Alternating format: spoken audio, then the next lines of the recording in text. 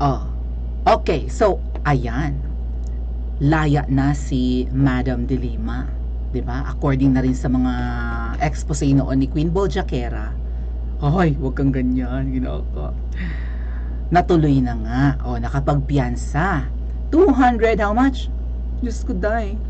200, no, 300,000 ang naging bail ni Madam Laila. Sabi ko nga sa inyo, manipis yung 200, no, 300k. Ngayon, tumingin ako ng listahan ng mga non-bailable offense. Okay. Ay naku, Indian Constitution, hindi na. Basta ang alam ko po, sa Philippine law, ang non-bailable offense or mga non-bailable cases ay ang kapag involved ka sa droga. Hindi lang yung mga heinous crimes, like baka nga part ng heinous crimes ito eh. Ako, pasensya na kayo sa signal ha. Ganyan talaga yan. Yung mga di ba, pagpaslang, alam niyo na, no?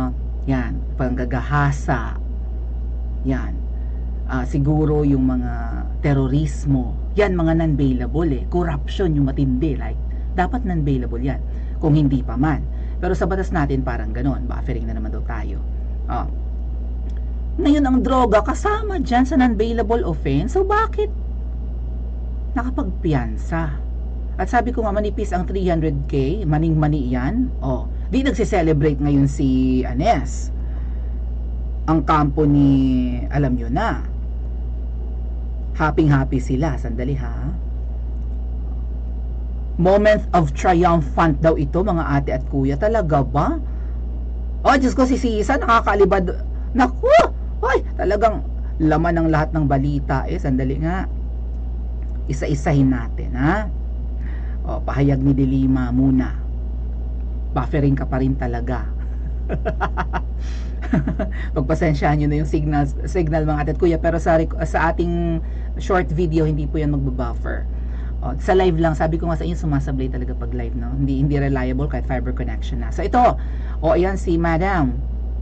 Ay, pahayag to ni ng aking BFF Lenlen. Ay, nagsasalita na naman si BFF Lenlen. Yes. Syempre, no? Senatoriable niya si Madam De Lima. Pinatunayang muli ngayon na walang basihan ang mga paratang laban. Naniniwala kayo na walang basihan? Sa dami ng tumistigo, take note, ang mga tumistigo, mga drug lords sa kulungan. Ano bang nangyayari nung panahon ni Ngoy-Ngoy, mga ate at kuya, di ba?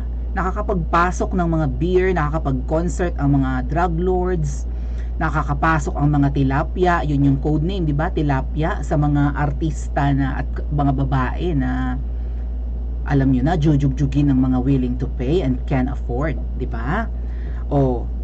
Tapos yun, may mga kubol-kubol na mga, di ba, ni raid. Ang daming kalokohan nung panahon ni Ngoy-Ngoy. What about ngayon kaya? Lalo ngayon to, nakalabas to, di ba? So, balik kaya ang kalakaran sa kulungan? Balik, obviously, balik na ang kalakaran ng droga, di ba? Talamak ang droga. In fact, may pumasok na nga pong cocaine sa Pilipinas. Dati, ang alam ko, ang cocaine, hindi nakakapasok basta-basta sa Pilipinas. So wala naman siguro nagmamanufacture niyan dito. Imported ang cocaine, di ba? Yung mamahaling pulveron. Yung murang pulveron na manufacture sa Pilipinas. Yung tipong billion ang kayang i-produce. Di ba may mga malalaki na raid na panahon ni Pangulong Duterte?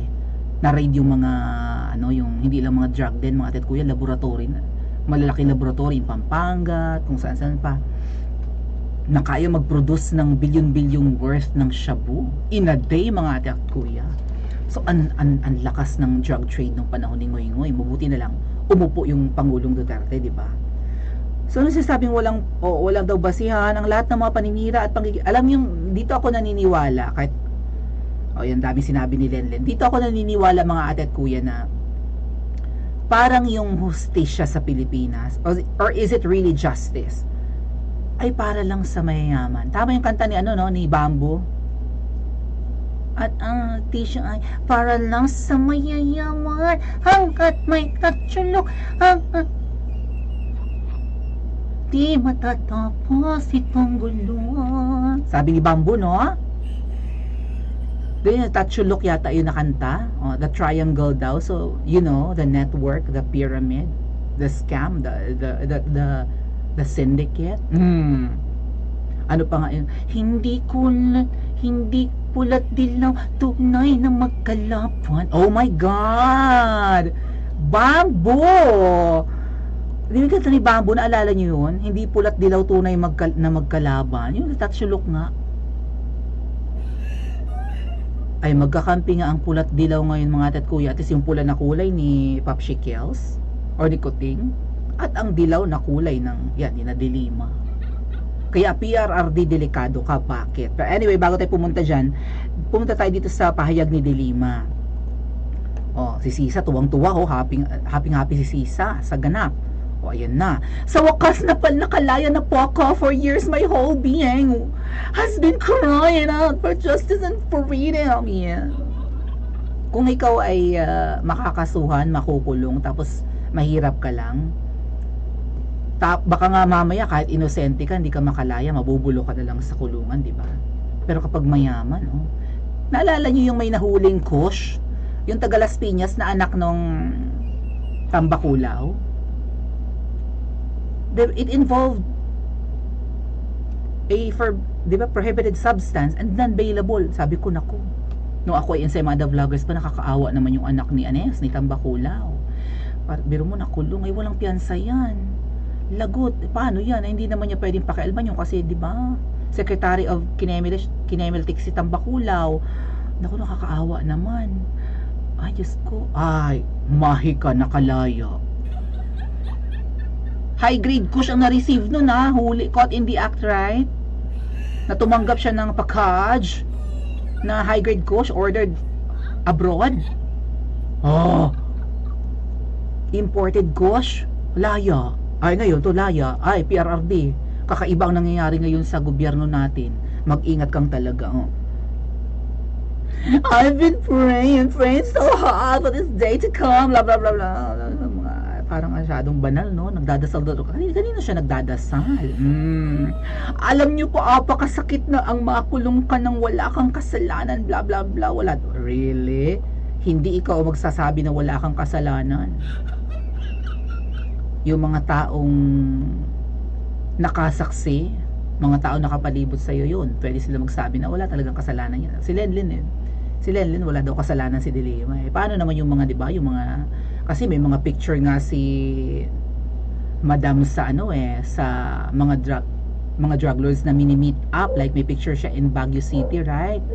With, sino ba si Kulango ba yun? I think so. Basta yung mga kilalang mga drug lords, may picture si Madam. Pero syempre, hindi naman incriminating ang picture. Kaya lang, bakit siya may connection?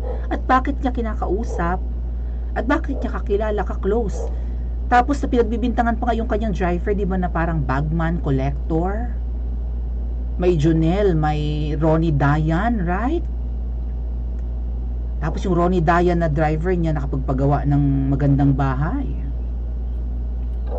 Tapos okay lang doon sa asawa ni Ronnie Dayan, right, di ba? Okay lang kay Ronnie Dayan na na fini-frailties of a woman ni Delima, si Ronnie Dayan.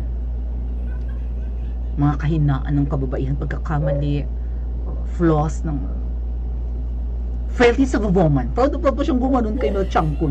Was it no, it was not Mel Chanco si Winnie Monsod ba yun? Yung kanya daw naging affair with her drivers. Mahilig pala siya sa mga drivers and bodyguards. Sana all. Diba? So, ano kaya ang nararamdaman ni PRRD ngayon sa development ng kaso? Knowing that PRRD is a prosecutor, ano kaya ang kanyang magiging opinion? 'Di ba? Ano kaya masasabi na nakalaya ito? Dapat bang mangamba si PRRD sa paglaya ni Kinemilatig? Well, dapat lang. Kasi baka ito na yung hudyat ng pagpasok ng ISHWI, mga ate at kuya, International Criminal Court sa Pilipinas. Kasi parang pabor na pabor sa mga dilaw ngayon ang mga nangyayari, 'di ba? And Delima could testify against PRRD. Pwede siyang tumalak-talak sa ICC at sabihin na biktima ako ng kawalan ng katarungan ng 6 na taong nakakaraan. Biktima ako, pero nyo, alam nyo, senador ako, tapos kinulong ako, wala akong kasalanan, kaya nga ako nakalaya ngayon. Delikado si PRRD. Ngayon, sabi po ni Queen Bojaquera, ito daw ay ganti ni Butod kay PRRD. Itong pagpapalaya kay Sabaquin. Si Sabaquin siya, di ba? So, kasi nung 2016 onwards, nagpupumilit daw, according to Queen Bojaquera, siya daw mismo kinontak, and malamang siya nga vlogger lang, kinontak ni Butod, di ba? Ni Queen Palaka, ni Jabba the Hutt. Kinontak siya ni Medusa para ilakad yung appointment ni Kuting sa DA. Tinatarget na nila ang DA noon pa man. So, hindi natin alam kung bakit DA talaga ang gusto nila. Are they benefiting from importation and whatnot? Ganun ba yon? So, hindi natuloy ang appointment. So, sabi ni Queen Bojaquera, ako nga, vlogger lang, kinontak nila porque alam nila na, di ba, na supporter siya ni PRRD dati. Ano pa yung mga taong dikit kay PRRD? Politicians, di ba? Appointees na mga kilala ni Butod. Malamang kinausap din. Pero hindi talaga iniupo si Kuting as DA Secretary nung natalo ni Lenlen, di ba? Kasi nga siguro may mga intel na nakakarating kay PRRD na ay ang negosyo ng mga yan ay may pagka monkey business. Oo, baka pag nilagay mo sa DA yan ay tuloy-tuloy ang smuggling or di ba? Conflict of interest, baka ganun, no? So, yan na-prove naman na na ganyan yung negosyo ni na Butod. In fact, di ba, may business partner nila si di ba? Si Mike Kulma. Si Mike Kulma ba at si Jack Ma magkamag-anak para apelyido eh. Jack Ma, Mike Kulma. Pero kahit ganun kayaman si Jack Ma, di ba? Isa sa pinakamayamang in Czech. Wala siyang connection sa gobyerno. Anong klase kaya yung government ng Republic of China? Bakit walang control ang mga billionaires? 'Di ba? Hindi kayang i-manipulate ng mga billionaires and oligarch ang government ng China. Sana ganyan sa Pilipinas, no? So going back, na-prove naman na kanegosyo ni Butod si Mike Ulma. In fact, yung opisina ni Mike Ulma at ang mga pictures ni Butod ay yun yung mga kuha dyan sa opisina sa BGC. So, baka nakarating kay PRRD na, di ba, pwedeng conflict of interest at hindi nga katiwa-tiwala at hindi naman talaga outstanding si Kuting. O, so tama lang din na hindi in-appoint ni PRRD si Kuting nung 2016 onwards as DA Secretary. Ay nga naging DA Secretary for a year and a half, wala tayong naramdaman, sumablay ang lahat ng nagmahal ang bilihin, nagmahal ang pagkain, naghirap ang mga farmers, may mga naghikog. Alam niyo yung naghikog? O, may mga nagpakamatay na farmers during Kuting's administration. Wala tayong narinig na sorry at pakikiramay sa kanya sa mga nagpakamatay na mga sibuyas farmers from Mindoro. O, so, alam nyo, hindi lang ito paghihiganti ni Butod kay PRRD. May nakarating sa amin ng aking kapatid na si Claudine na maghihiganti ang mga oligarchs kay PRRD. At binak-upan ng mga oligarchs na ito si Pusa at si Ahas nung panahon ng elections nang walang nakakaalam. And even Marimar, 'di ba? Secret candidate ni Marimar si Pusa. At ang sabi, galit na galit, grabe daw ang galit, sabi ng nagbigay ng info sa amin ng aking kapatid na si Claudine. Kilala niyo ba si Claudine? I-comment nyo nga sa comment section. Sabi ay, galit na galit ang mga oligarchs or kahit sinong mga big time na mga negosyante kay Pangulong Duterte nung panahon niya. Dahil lalo kapag monkey business, yan, negosyo ng pulburon, 'di ba? Negosyo ng media. Maraming, baka kasama na rin yung mga airlines. Maraming naggalit kay PRRD dahil maraming mga oligarchs na napilayan ang kanilang negosyo. Si Pangulong Duterte, isang salita lang niya, sinisindak niya yung mga billionaire sa Pilipinas, magbayad kayo ng buwis. Kung hindi kayo magbabayad ng buwis, the tax evasion. Nagsipagbayad ang mga oligarchs, di ba? Isang salita lang ni PRRD. Si Kuting kaya kayang gawin ang nagawa ni PRRD. So, ang dami daw naggalit. At pag natapos daw ang term ni PRRD, they will make it sure na ang mananalo ay hawak nila at masisingil nila ng utang na loob. So papaano ang utang na loob ngayon? 'Di ba? Bigayan ng pwesto, and yan. Kailangan mapaggantihan si PRRD. At ngayon na nakalaya si Queen of Sabah, delikado ka talaga, PRRD. So, ang alam ko nga po, 'di ba, nung napapabalita na makakalaya to, nagpatawag yata ng meeting ang PDP Laban, right? May ganap si PRRD, 'di ba? Lumuwas ng Maynila para makipag-meet up sa mga members ng PDP Laban. Nararamdaman nila yung threat ng kasalukuyang dilaw government. Nararamdaman ni PRRD. Kaya baka mamaya magulat na lang tayo ang ICC nandito na sa Pilipinas at baka madampot pa ang Pangulo natin. Papayag ba kayo na damputin si PRRD at ikulong abroad? I-comment nyo sa comment section at mag-like and subscribe din po.